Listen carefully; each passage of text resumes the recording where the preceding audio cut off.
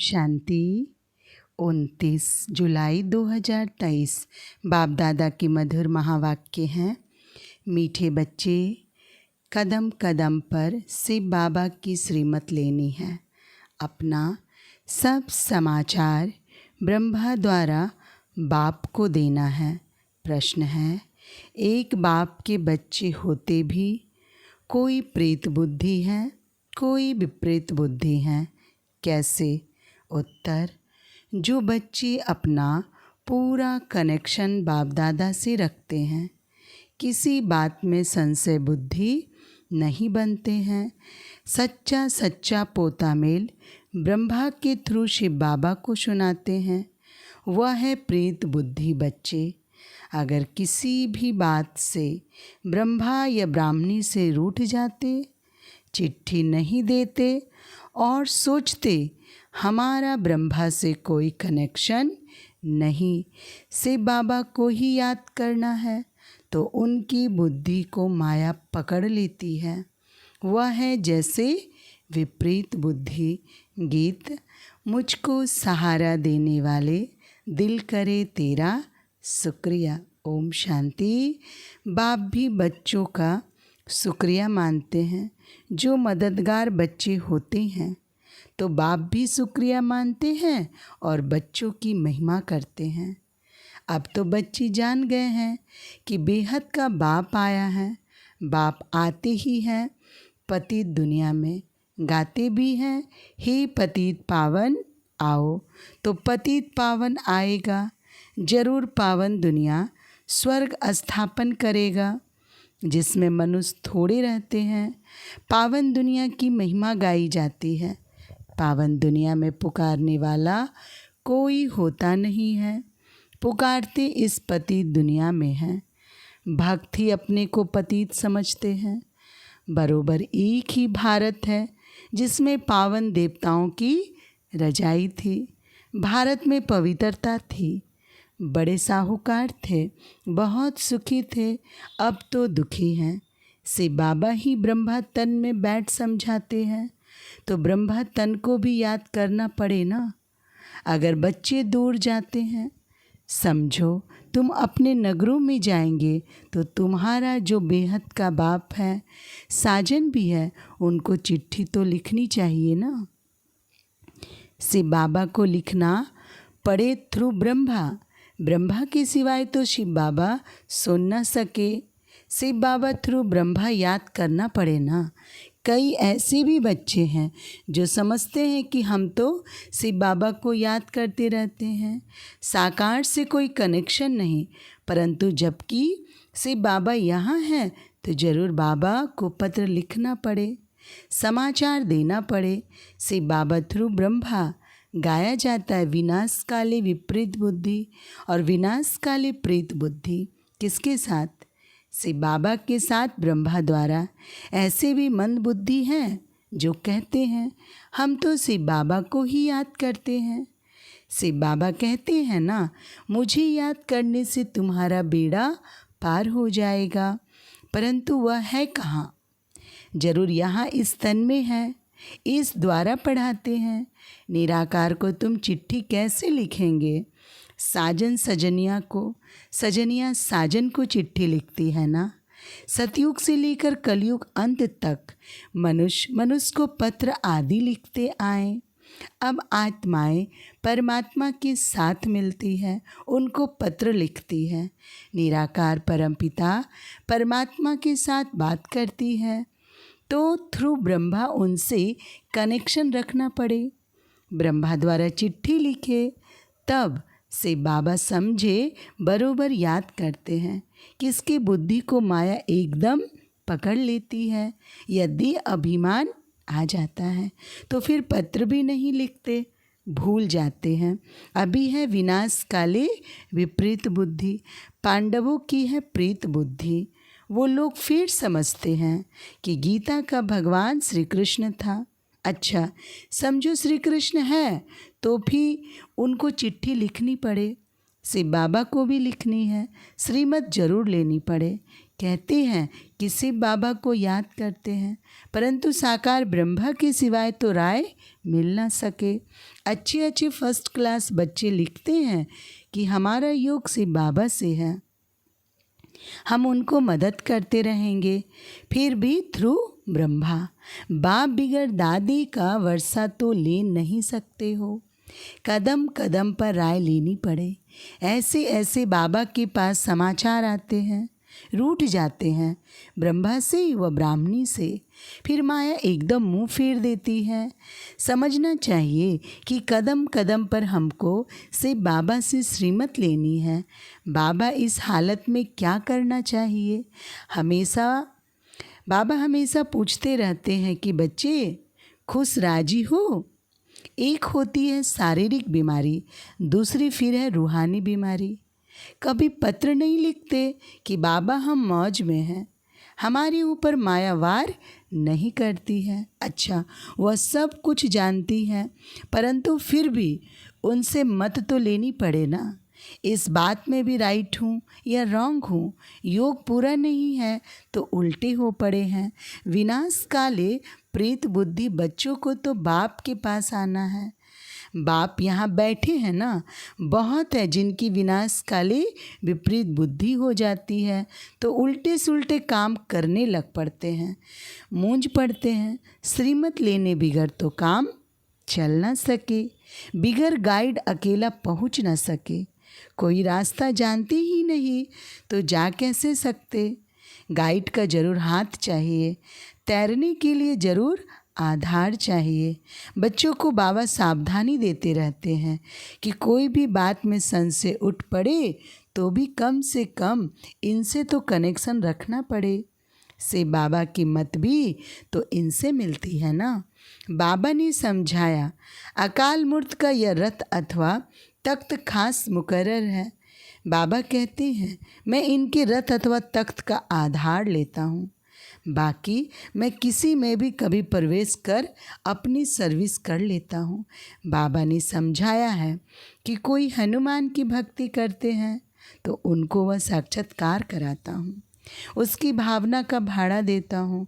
अगर हनुमान का साक्षात्कार कराया तो वो ही भाव बैठ जाएगा, उनके पिछाड़ी लटक पड़ेंगे। बाबा ने यह रथ तो बहुत अनुभवी लिया है। था भी यह जवाहरात का व्यापारी, यह भी अविनाशी ज्ञान रत्नों का व्यापार है। कल्प कल्प इस रथ में आऊँ तब तो कार्य करूँ। ब्रह्मा द्वारा ब्राह्मण रचेंगे ना, जैसे क्राइस्ट द्वारा क्रिश्चियन रचे जाते हैं। राशि मिलती है ना तो मुझे आना पड़े ब्रह्मा के रथ में। इनके ही जन्मों की कहानी बैठ समझाता हूँ। पहला जन्म तो है श्री कृष्ण का, उनके ही बहुत जन्मों के अंत के जन्म में आता हूँ। यह एक्यूरेट बताता हूँ। कोई पूछे तो बोलो पहले तो ब्रह्मा जरूर चाहिए, तब तो उन द्वारा ब्राह्मण रचे।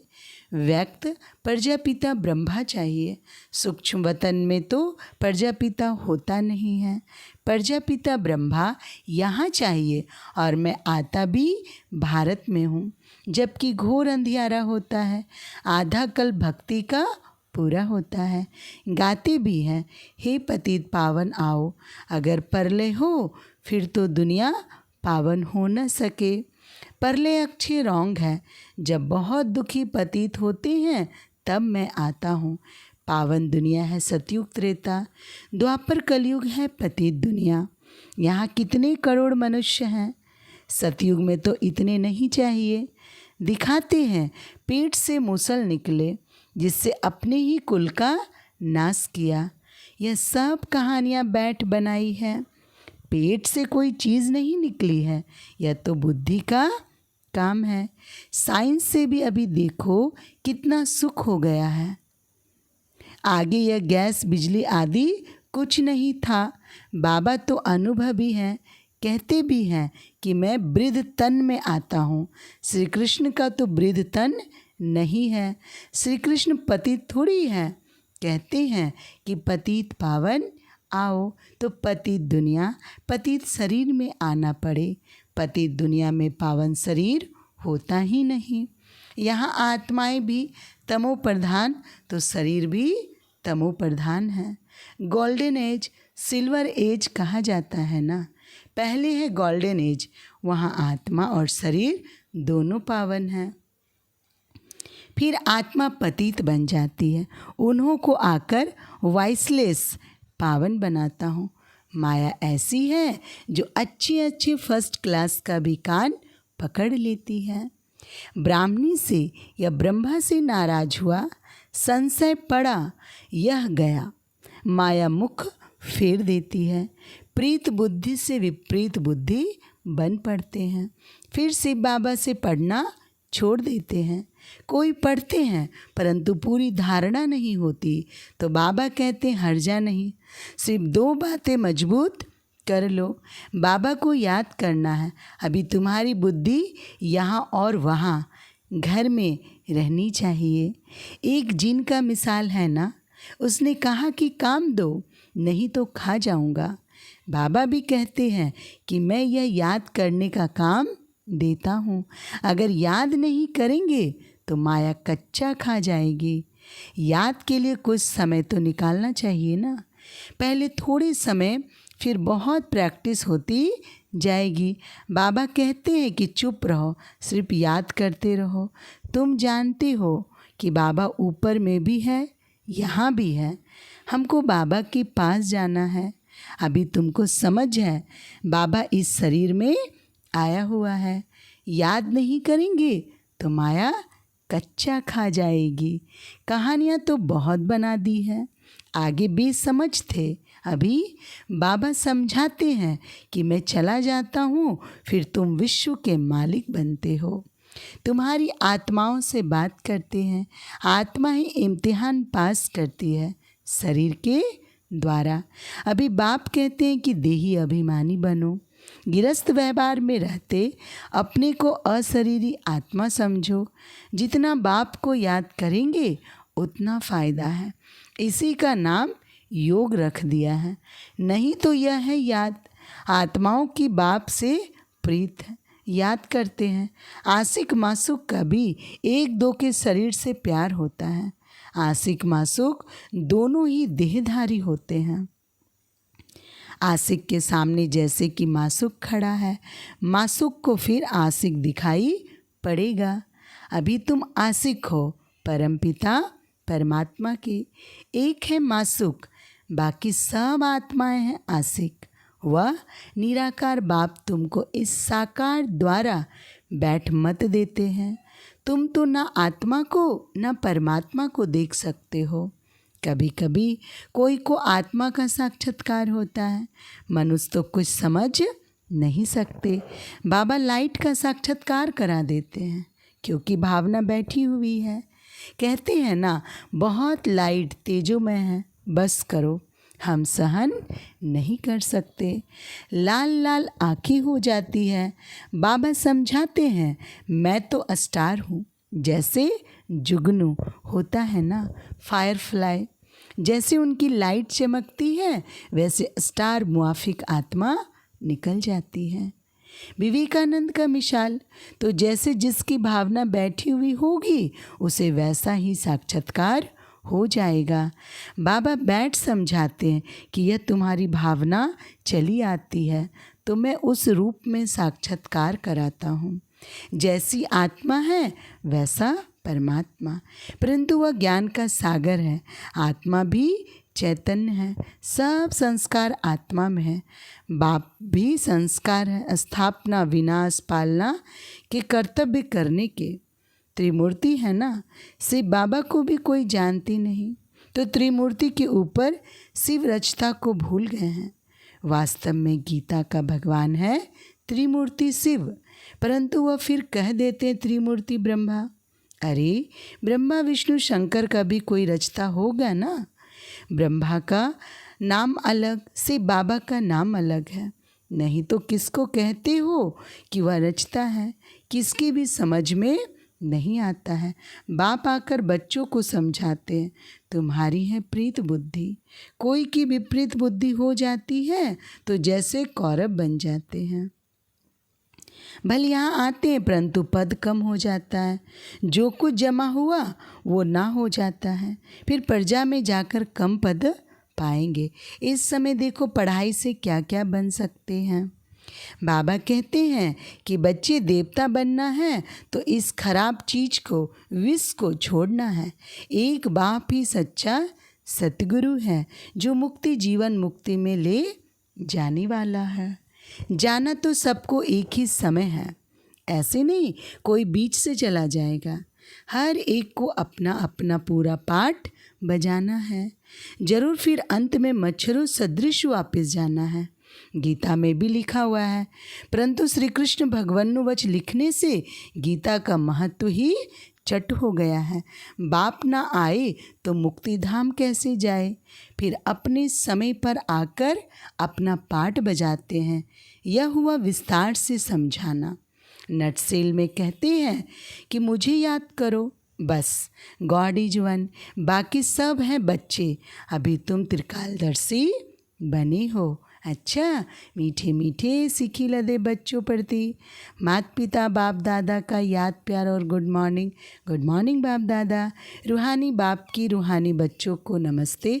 हम रूहानी बच्चों की रूहानी बाप दादा को नमस्ते। धारणा के लिए मुख्य सार। पहली पॉइंट, सदा खुशी राजी रहने के लिए कदम कदम पर बाप से राय लेनी है।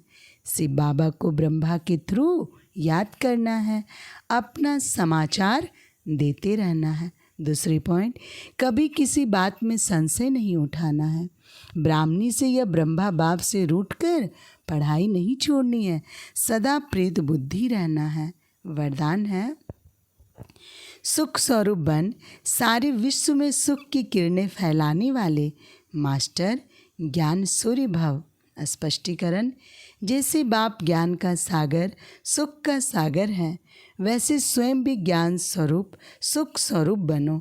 हर गुण का सिर्फ वर्णन नहीं लेकिन अनुभव हो। जब सुख स्वरूप के अनुभवी बनेंगे तो आप सुख स्वरूप आत्मा द्वारा सुख की किरणें विश्व में फैलेगी। जैसे सूर्य की किरणें सारे विश्व में जाती हैं, वैसे आपके ज्ञान, सुख, आनंद की किरणें जब सर्व आत्माओं तक पहुँचेंगी तब कहेंगे मास्टर ज्ञान सूर्य। स्लोगन है, दिव्य जन्मधारी ब्राह्मण वह है जो अपने बोल, संकल्प और कर्म से दिव्यता का अनुभव कराए। अच्छा, ओम शांति।